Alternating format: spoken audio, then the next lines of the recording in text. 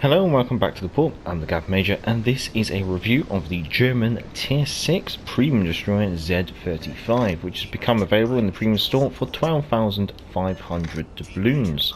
Now, Z-35 is the lead ship of her class, which was the 1936 B class destroyer, of which 5 were planned but only 3 were completed. These were in commission between 1943 and 1945. None of the class survived the war, however. They mostly served their career throughout the Baltic Sea, where 2 of them were sunk by friendly mines and 1 of them was scuttled towards the end of the war.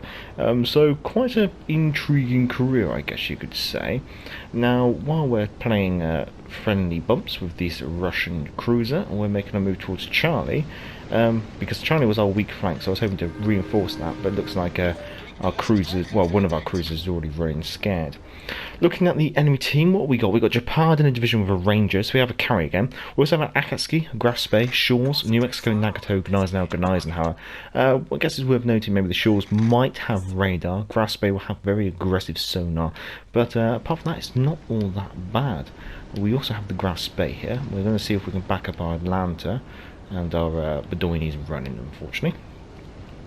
So, as always, in the review, I'll be doing a comparison of the ship's stats to the tech tree ships only. So, there are a lot of Tier 6 premium destroyers, but I'm going to exclude them in comparison for this review, because they can kind of skew the results, is the best way to put it.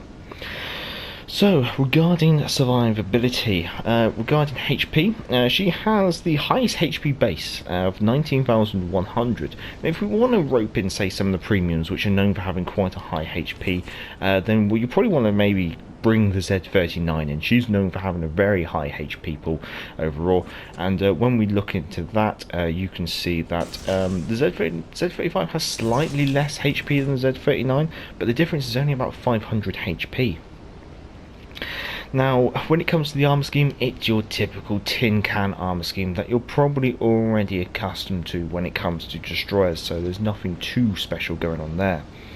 Moving on to artillery, she has 5 number 5-inch guns mounted in 5 single mounts.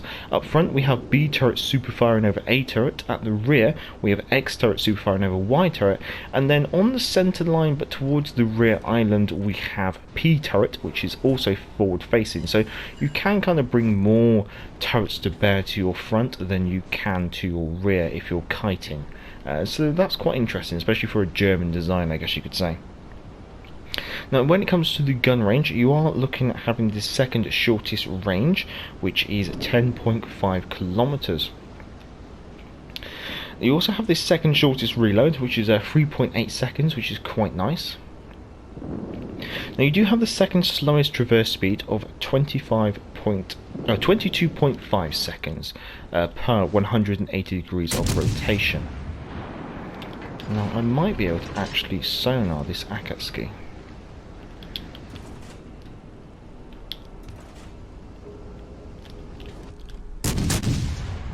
Worth trying to remove him from the game.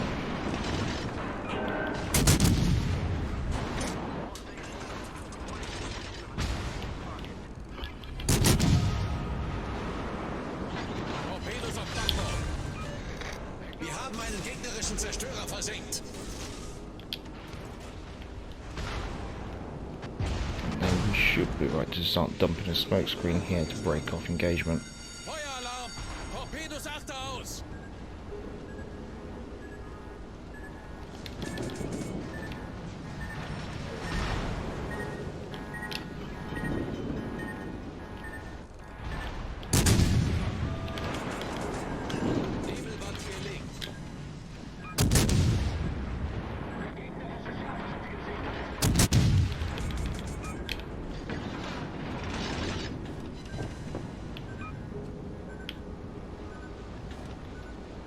And hopefully we should be able to run from this Gneisenhower. Yeah, we should be alright now. There we go. I do apologise for that minor distraction.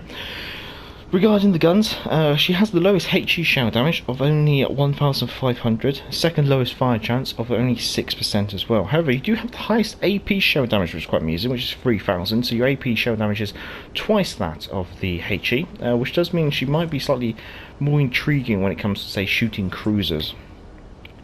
When it comes to the DPMs, you're looking at the 4th best DPM for the high explosives, above average fires per minute, and the best AP DPM, which is quite intriguing.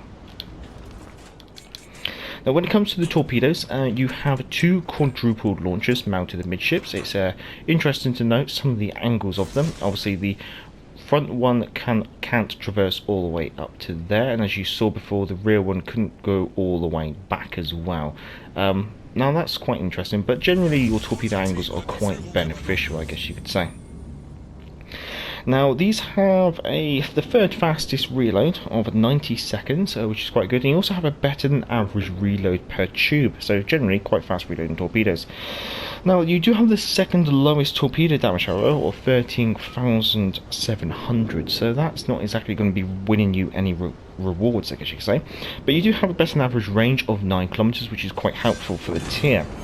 Now these torpedoes do have a better than average speed of 65 knots and also a better than average detection of 1.3 kilometers, which means enemies will have a lower reaction time to the incoming torpedoes. But then that kind of makes sense considering their low damage. Now when it comes to the maneuverability of the Z-35, you are looking at being the 2nd slowest at 36.5 knots. You also have the 2nd largest turning circle of 670 meters, along with the slowest rudder shift of 4.4 seconds. So when it comes to this ship, the maneuverability is definitely one of the downsides of her. Concealment wise, joint best detectability from the sea, 6.7 kilometers base. 2nd worst from the air, however, which is 3.4 kilometers, so that's not helpful, especially when you consider that she has not an amazing AA complement. But then again, destroyers aren't really known for being AA destroyers unless you've got USS Kidd. And when it comes to firing from smoke, you are joint best at 2.5 kilometers as well.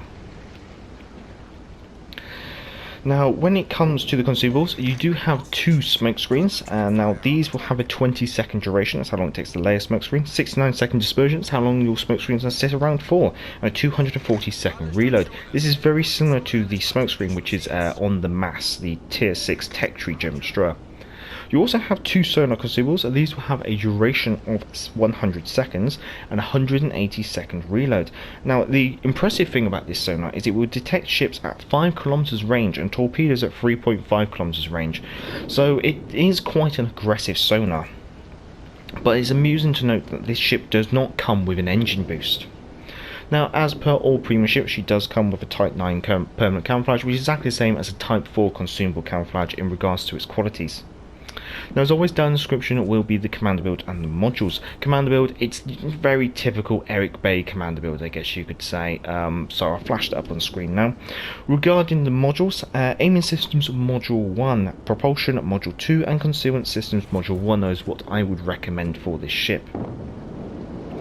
Now as we continue the game, I think Z-35 is generally quite a strong destroyer. Her main downside is that maneuverability.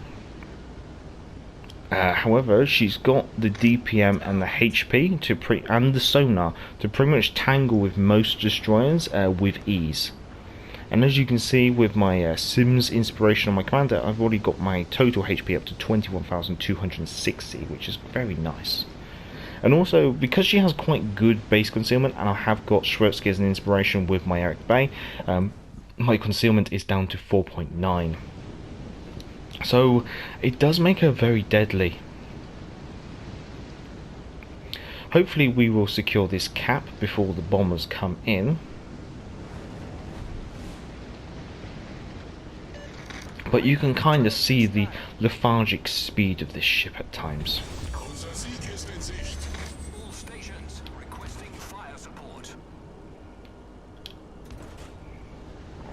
Now, with our very low amount of HP at the moment, I'm not exactly rushing to open fire on the Ranger. The reason being is, as soon as I open fire, I'm going to alert him to my presence, and I've just seen him launch a flight of dive bombers. Therefore, the chances are that he will have a full flight, or a reasonable size complement of torpedo bombers ready for the next launch. So I'm just going to drop these off, but however we win on points, which is very nice. Well, I hope you have enjoyed that review, and she is a very strong ship, I think. Potentially one to look out for when it comes to ranked at tier 6. Moving the campaign along, getting a bit of steel, but we can skip that for now. Getting 54,000 damage from only 10 hits on target and 9 torpedoes, getting 2 kills and 4 flood-ins, and getting a solo capture. It's always worth trying to stick it out at your flank if you can. Coming third on the team, can't really complain about that for the performance that I put in there, especially considering I'm distracted reading the stats out of the book. Economy-wise, walking away with a profit of 313,000 credits after a ship service cost of 75,000 credits. That is with a premium count and a common credit booster. Overall, yeah, good ship. If you have enjoyed it, feel free to give it a thumbs up, and if you enjoy this content, feel free to subscribe. If you are already subscribed, I'd say thank you very much, and also I'd like to say thank you to all the patrons whose lovely names will be appearing on the end of the screen. Down in the description will be the commander build, the ship modules, email address for the channel if you want to send in your game captures for the community spotlight video on a Monday, amateur reports, and also link to Patreon if you want to support the channel on Patreon, as this is a non-monetized channel, and one of your benefits will be your lovely name appearing on the end of the screen. Until next time, I'm the Gareth Major, and back to the port. Hey, hey, clear the way, here comes the galloping